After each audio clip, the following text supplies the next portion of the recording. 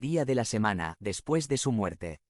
Hoy queremos irnos con ese final feliz que esperamos de toda historia, y esta que es la historia de historias no podía ser la excepción. Y para celebrarlo queremos recordar un poco de la tradición cristiana.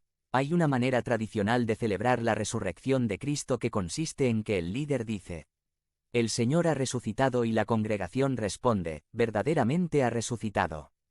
¿Qué les parece si lo practicamos? Hoy estamos muy emocionados por la realidad de la resurrección de Jesús y la celebramos. Pero sus discípulos en esos momentos posteriores a su muerte estaban en un estado muy diferente al que nos encontramos hoy. Los discípulos estaban completamente desconcertados, decepcionados, tristes, desanimados y temerosos. Habían pasado 3 años de sus vidas siguiendo a este Jesús de Nazaret, en quien habían abrigado la esperanza de que era el Redentor de Israel, de que era el Cristo, el Mesías prometido, el que liberaría a Israel de sus enemigos.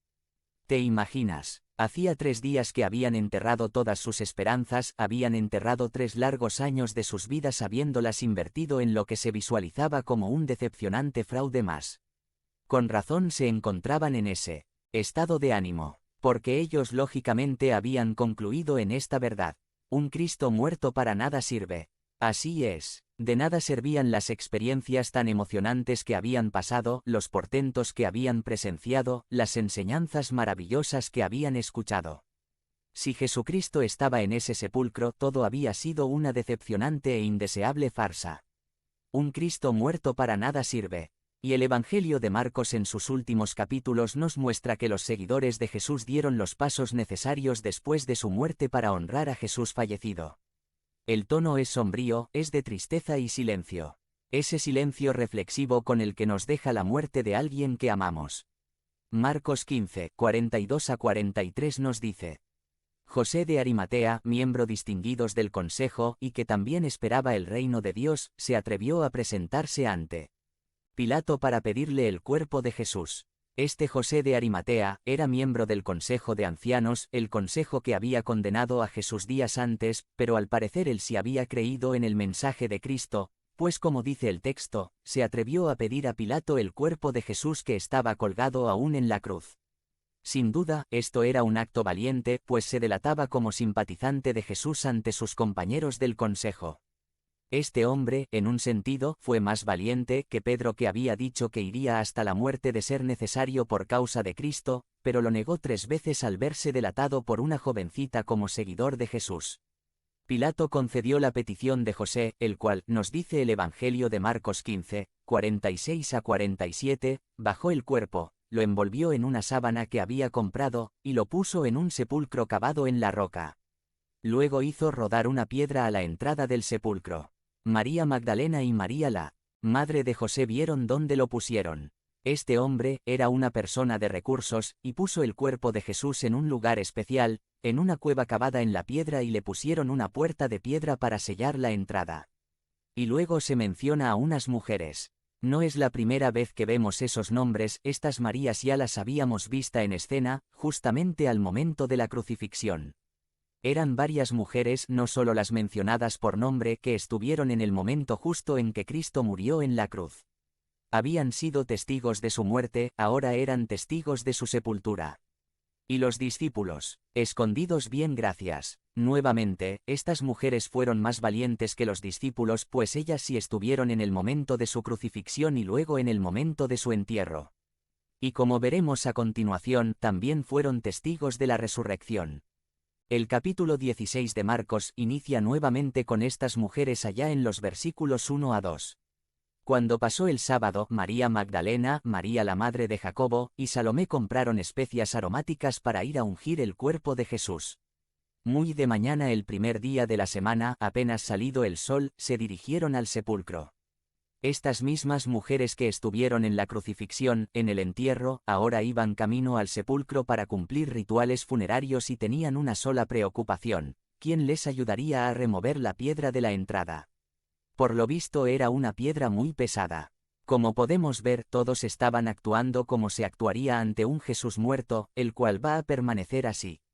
Los discípulos estaban escondidos pensando: ya que acabaron con Jesús irremediablemente, ahora nosotros seguimos. José de Arimatea honró el cuerpo de Jesús con el mejor sepulcro que pudo conseguirle. En su mente esto no era solo para un ratito. Y las mujeres estaban enfocadas en honrar el cuerpo de Jesús con sus aceites y especias como se hacía con alguien que ya había muerto para siempre. La resurrección no aparecía en el radar ni remotamente. Nos sigue diciendo Marcos 16. 4-7. Pero, al fijarse bien, se dieron cuenta de que estaba corrida. Al entrar en el sepulcro vieron a un joven vestido con un manto blanco sentado a la derecha, y se asustaron. No se asusten, les dijo. Ustedes buscan a Jesús el Nazareno, el que fue crucificado. Ha resucitado. No está aquí, miren el lugar donde lo pusieron. Pero vayan a decirles a los discípulos y a Pedro. Él va delante de ustedes a Galilea. Allí lo verán tal como les dijo. Cuando las mujeres llegaron se dieron cuenta de que su preocupación por la piedra estaba resuelta, ya estaba removida. Y cuando entraron, se dieron cuenta que la preocupación por la piedra era cosa de niños comparado con la realidad que tenían que enfrentar ahora. Al entrar al sepulcro estaba allá un hombre desconocido vestido de blanco y les dijo algo que, al parecer, no esperaban escuchar. Si estaban buscando a Jesús Nazareno, les aclaró aquel varón que no se encontraba allá. ¿Por qué no estaba? Se habían equivocado de sepulcro. Cambiaron el cuerpo de lugar. ¿Qué había pasado? ¿Por qué no estaba aquel a quien habían visto enterrar? La respuesta de este mensajero fue: ha resucitado. Y les da luego pruebas físicas. Vean el lugar exacto donde le pusieron. No está, está vivo. Y les da una indicación importante. Les dice que vayan a darle la noticia a sus discípulos y nombra a uno en particular. Les dice, y a Pedro. Este énfasis no es porque Pedro era el más importante o el jefe, sino porque de todos los discípulos el que en ese momento necesitaba saber que Jesús estaba vivo era sobre todo aquel que, cobardemente, lo había negado. Pedro tenía una segunda oportunidad. Esa mención debió marcar la vida Pedro. Imagínate, el Señor dice que te ve en Galilea, que no faltes a la cita, después de que te había advertido que fallarías y tú soberbiamente dijiste que jamás te pasaría aquello. Pedro experimentó la gracia del Cristo resucitado que restaura a aquel que ha fallado.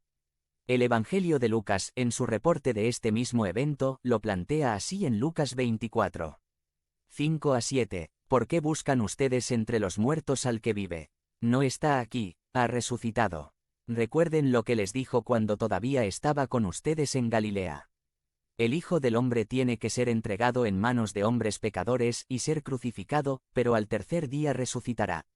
Nuevamente, el recordatorio de que esto de la resurrección no era algo novedoso, desconocido o nunca anticipado. La resurrección siempre fue parte del plan. Por eso era absurdo estar buscando entre los muertos a aquel que ya se les había dicho de muchas formas y ocasiones que iba a resucitar. Todos habían estado actuando como si Jesús nunca les hubiera dicho que resucitaría. Pero los evangelios nos muestran que este tema de la resurrección de Jesús fue profetizado por Jesús mismo y que con esto queda demostrado de que Jesús es el profeta prometido, el sacerdote fiel y el Rey de reyes y Señor de señores. Pero ese reconocimiento de la profecía de la resurrección y de las implicaciones de la misma tardaron un poco en asentarse en los corazones de los discípulos. El Evangelio de Juan reconoce este hecho cuando dice en Juan 20. 9, hasta entonces no habían entendido la escritura que dice que Jesús tenía que resucitar. Tenían la enseñanza de la escritura, se los había dicho directa y claramente Jesús, fueron y vieron con sus propios ojos el sepulcro vacío y aún así, tardaron en dimensionar y aterrizar en sus corazones la realidad de la resurrección de Jesucristo y sus implicaciones para sus vidas. Pero saben, hermanos, podemos pensar, ¡ay!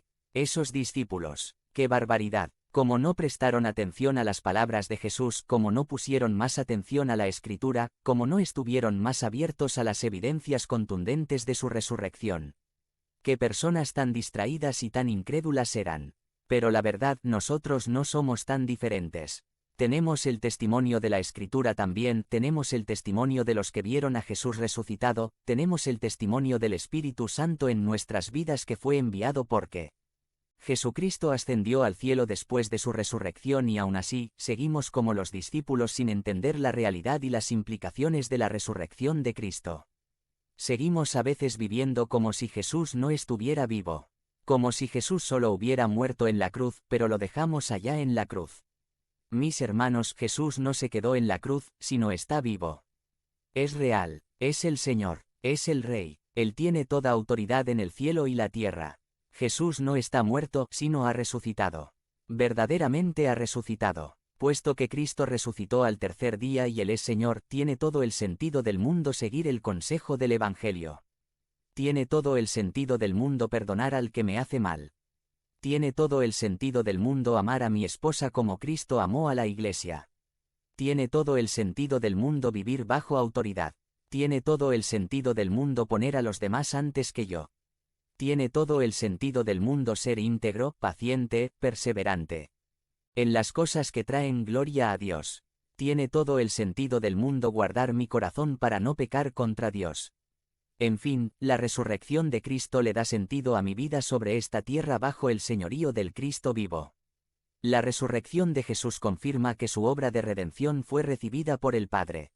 Ya no hay condenación para el que está en Cristo porque todo fue pagado en la cruz y confirmado por el Padre por medio de resucitar a Jesucristo. La resurrección de Jesús nos asegura de que la muerte que entró a la humanidad por el pecado ya no tendrá un efecto eterno en aquellos que son de Cristo. Él fue la primicia de una gran cosecha de resurrección al final de los tiempos.